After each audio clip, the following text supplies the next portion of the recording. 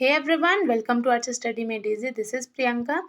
तो हमारी क्लास 8 की ज्योग्राफी सीरीज चल रही है जिसमें हम क्लास 8 ज्योग्राफी एनसीईआरटी को चैप्टर वाइज डिस्कस करते हैं। तो हमारी इसी सीरीज में हमारा चल रहा है चैप्टर नंबर 3 जो कि है मिनरल एंड पावर रिसोर्सेज।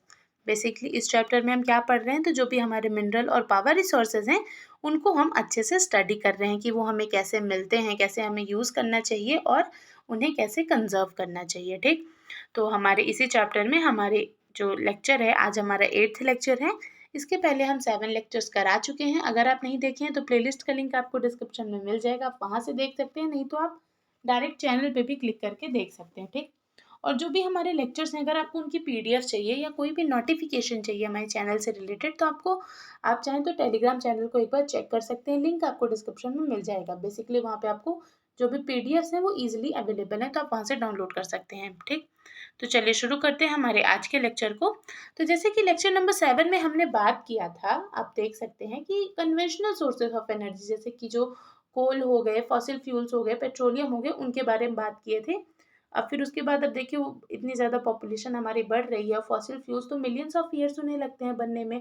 तो अगर हम उन्हें पूरी तरह एग्जॉस्ट कर देंगे, और ऐसा है कि भाई आज की डेट में हम उनको जिस स्पीड से यूज़ कर रहे हैं तो कहीं ना कहीं वो जल्दी ही ख़त्म हो जाएंगे। तो उसके लिए हमें उनको सेव करने के लिए, बचाने के लिए हमें कोई ऐसे एनर्जी सोर्सेज को ढूंढना पड़ेगा जिससे कि हम पूरी तरह फॉसिल फ्यूल्स पे डिपेंड ना रहें। तो वो हमारे जो एनर्जी सोर्स है उन्हें हम क्या कहते हैं, उन्हें हम कहते हैं non conventional sources of energy. जैसे कि हमारा इसमें क्या क्या आ गया, तो जो solar energy, wind energy, tidal energy, hydel energy, तो ये सब क्या होता है, ये सब हमारे non conventional sources of energy में आते हैं। तो चलिए शुरू करते हैं हमारा आज का टॉपिक जो कि है non conventional sources of energy. ठीक, तो चलिए शुरू करते हैं। तो the increasing use of fossil fuel is leading to its shortage. आज की डेट में हम जितना फॉसिल फ्यूल यूज कर रहे हैं तो वो कहीं ना कहीं उसकी शॉर्टेज भी क्रिएट कर रहा है।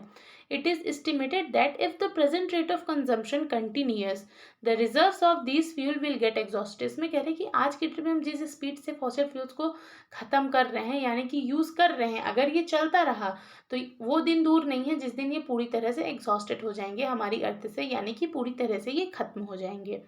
मोर their use also causes environmental pollution. और हाँ, इनका जो यूज है ये हमारे इन्वायरमेंट को भी कहीं ना कहीं बहुत ज़्यादा पॉल्यूशन कर रहा है, पॉल्यूट कर रहा है।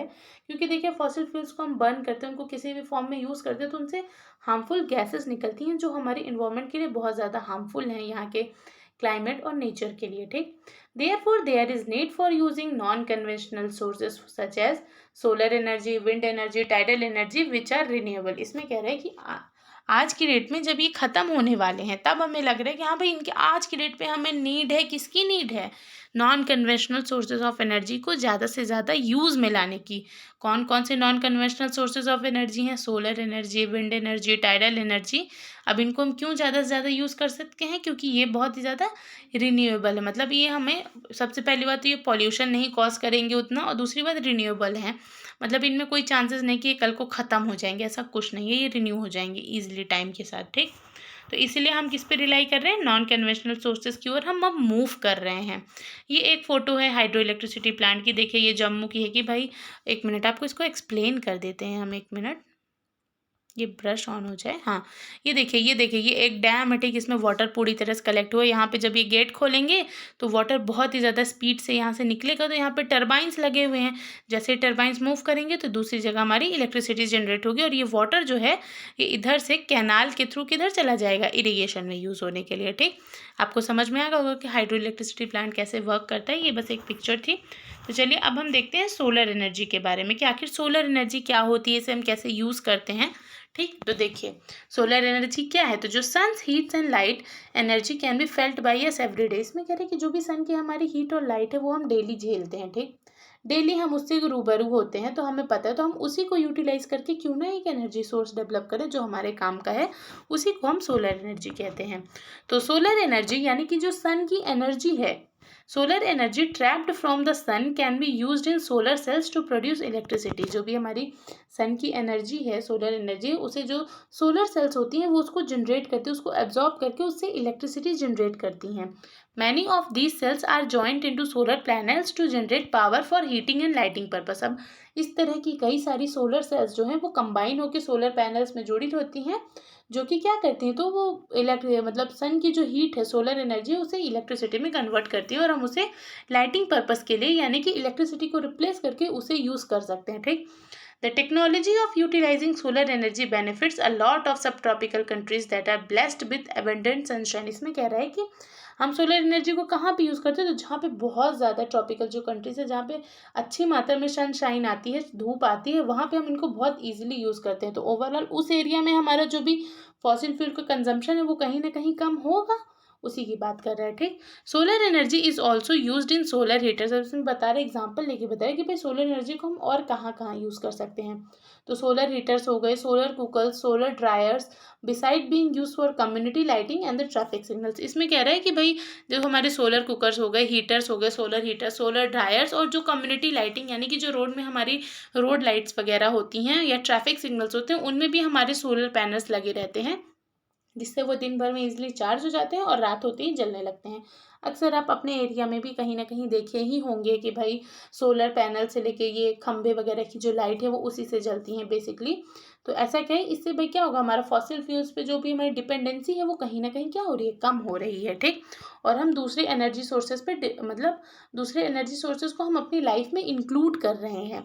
ठीक। जैसे कि हमारा सोलर एनर्जी हो गया। अब देखिए यहाँ पे जो है, जैसे कि हम लेक्चर नंबर 6 में हमने देखा था कन्वेंशनल सोर्स का हमारा जो डायग्राम है, चार्ट है, वो देखा था। इसमें हम देखेंगे non conventional source of energy का फ्लो चार्ट। तो देखिए इसमें जितने भी non conventional sources of energy हैं उसका फ्लो चार्ट बना के एडवांटेज और डिसएडवांटेज के बारे में बताया है। तो सबसे पहले चलिए सोलर एनर्जी को ही देखते हैं, अभी हमने इसी के बारे में पढ़ा। तो इसका एडवांटेज क्या है कि इनएग्जॉस्टिबल है, यानी कि ये कभी खत्म नहीं होगा। दूसरी बात, नॉन पॉल्यूटिंग है, इससे कोई भी पॉल्यूशन क्रिएट नहीं होता। डिसएडवांटेज क्या है कि ये थोड़ा एक्सपेंसिव है और डिफ्यूज सोर्स ऑफ गेट बेस्टेज। इसमें कह रहे हैं कि ये एक्सपेंसिव है, और दूसरी बात ऐसा रहता है, देखिए आप दिन में तो सोलर एनर्जी से काम चला सकते हैं, बट रात में आपको फॉसिल फ्यूल वाले इलेक्ट्रिसिटी की ज़रूरत पड़ेगी। तो ऐसा नहीं कि हम पूरी तरह से इस पर डिपेंड नहीं हो सकते। दूसरी तरफ बात करें हम टाइडल एनर्जी की, तो टाइडल एनर्जी क्या होता है, तो इसका एडवांटेज क्या है, नॉन पॉल्यूटिंग और इनएग्जॉस्टिबल, वही कि भाई पॉल्यूशन क्रिएट नहीं होता और ये कभी ख़त्म नहीं होने वाला। दूसरा डिसएडवांटेज क्या है, destroys wild life habitat, difficult to harness, यानी कि इसको मतलब ये ईजी नहीं है जनरेट करना इससे इलेक्ट्रिसिटी, उसमें बहुत टाइम लगता है, थोड़ा हार्ड है, और ये वाइल्ड लाइफ को भी कहीं ना कहीं डिस्ट्रॉय कर सकता है। अभी हम कहाँ पढ़ेंगे, तो अभी जब हम टाइडल एनर्जी के बारे में पढ़ेंगे तो उसमें हम इसको अच्छे से डिस्कस करेंगे। ठीक। देन बात करते हैं विंड एनर्जी की।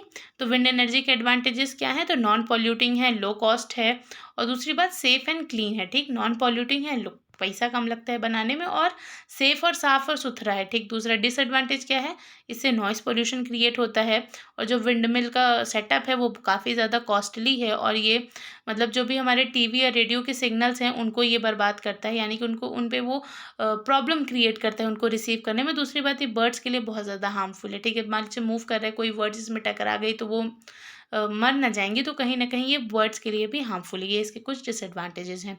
अब देखते हैं चलिए न्यूक्लियर एनर्जी का, फिर बायोगैस का, फिर जियोथर्मल का एक एक करके। तो न्यूक्लियर एनर्जी का देखते हैं। तो इसका एडवांटेज क्या है कि इसमें बहुत ज़्यादा एनर्जी एक बार में निकलती है। ठीक।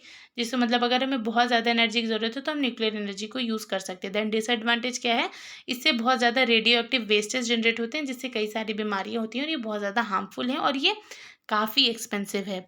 अब बात करते हैं बायोगैस की। तो ये क्या है, लो कॉस्ट है, इसको ईजिली हम ऑपरेट कर सकते हैं। दूसरा, जो भी हमारा बायो वेस्ट है, यानी कि गाय का गोबर, यानी कि और जो भी हमारा डोमेस्टिक वेस्ट है, यानी कि घर का कचरा, उसको हम यूटिलाइज कर सकते हैं बायोगैस बनाने में। दूसरा, इससे ग्रीन हाउस इफेक्ट हमारा बढ़ता है, मतलब अगर हम इसका ज़्यादा यूज़ करेंगे तो मे भी चांसेस है कि ग्रीन हाउस इफेक्ट यानी कि इन्वायरमेंट में हीट बढ़ेगी। ठीक। अब देखते हैं चलिए जियो थर्मल एनर्जी का। तो ये क्या है, तो इसके एडवांटेज क्या हैं, क्लीन, इको फ्रेंडली, और हमेशा अवेलेबल है जियो थर्मल एनर्जी। ठीक। और डिसएडवांटेज क्या है, located far away from cities and so costly to transport the electricity. इसमें कह रहे हैं कि जो जियो थर्मल एनर्जी, ये तो सबसे पहली बात तो ये परमानेंट है, ये हमेशा अवेलेबल है। ठीक। क्लीन भी है, इको फ्रेंडली भी है, बट इसका जो सबसे बड़ा डिसएडवांटेज क्या है कि ये हमारे लिए इकोनॉमिकल नहीं साबित होगा, क्योंकि देखिए ये हर जगह तो है नहीं अवेलेबल। जियो थर्मल के प्लांट हम हर जगह तो नहीं लगाते, वो कोई स्पेसिफिक प्लेसेस पे ही लगते हैं, तो वहाँ से हमें इलेक्ट्रिसिटी सप्लाई करना काफ़ी मुश्किल हो जाएगा, काफ़ी कॉस्टली पड़ेगा। ठीक। तो ओवरऑल ये फ्लो चार्ट में हमने क्या देखा, डिफरेंट डिफरेंट फॉर्म्स ऑफ जो non conventional source of energy थे उनके बारे में हमने देखा एडवांटेज और डिसएडवांटेज। चलिए अब हम आगे देखते हैं। तो नॉन कन्वेंशनल सोर्स है, ये देखिए ये जो डिफरेंट डिफरेंट सोलर पैनल्स हैं, ट्रैप्स है सोलर एनर्जी के, ये बने हैं, ठीक। अच्छा, ये पिछले साल जो है नरेंद्र मोदी ने एक सोलर प्लांट का उद्घाटन किया था, ये रीवा के पास में। तो वो पता है आपको, हमारे इंडिया का सबसे बड़ा सोलर प्लांट आज की डेट पे है, ठीक। चलिए, ऐसे मतलब याद आ गया तो बता दिए, वहाँ पे भी ऐसी ही प्लेट्स लगी हैं, तो इसीलिए। चलिए अब हम बात करते हैं विंड एनर्जी की। विंड एनर्जी क्या है, इसको हम कैसे यूज़ करते हैं, कैसे ये बनता है, इसका सेटअप क्या है, तो चलिए देखते हैं। तो wind energy is an inexhaustible source of energy, यानी कि ये कभी ख़त्म नहीं होने वाले। जैसे हमारी सोलर एनर्जी है वो कभी ख़त्म नहीं होने वाली, वैसे ही विंड एनर्जी क्या है, तो ये इनएग्जॉस्टेबल सोर्स ऑफ एनर्जी है।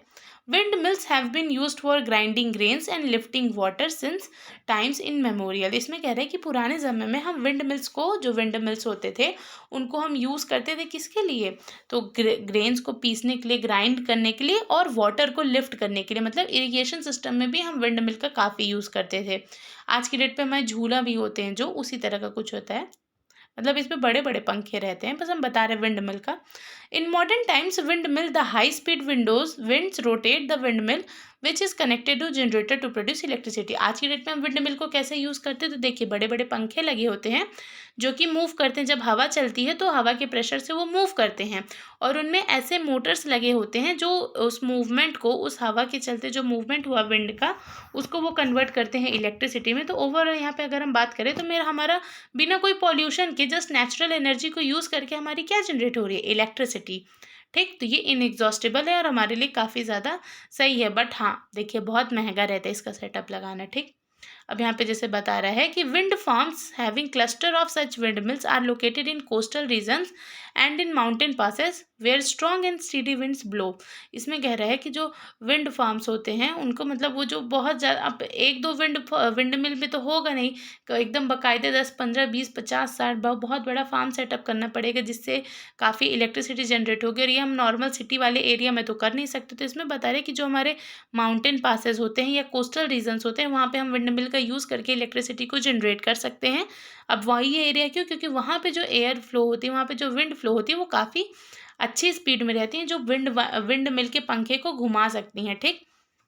स्टीडी विंड्स ब्लो मतलब अच्छी खासी विंड्स होती है। अब यहाँ पे बता रहे हैं कि भाई विंड फार्म्स कहाँ कहाँ पाए जाते हैं, तो नीदरलैंड हो गया, Germany, Denmark, UK, USA and Spain, ये कुछ ऐसी जगह हैं जहाँ पे हम विंड एनर्जी से प्रोडक्शन करते हैं, ठीक। तो आज के लिए बस इतना ही, इसके आगे हम नेक्स्ट लेक्चर में डिस्कस करेंगे। Thank you for watching and stay tuned with us.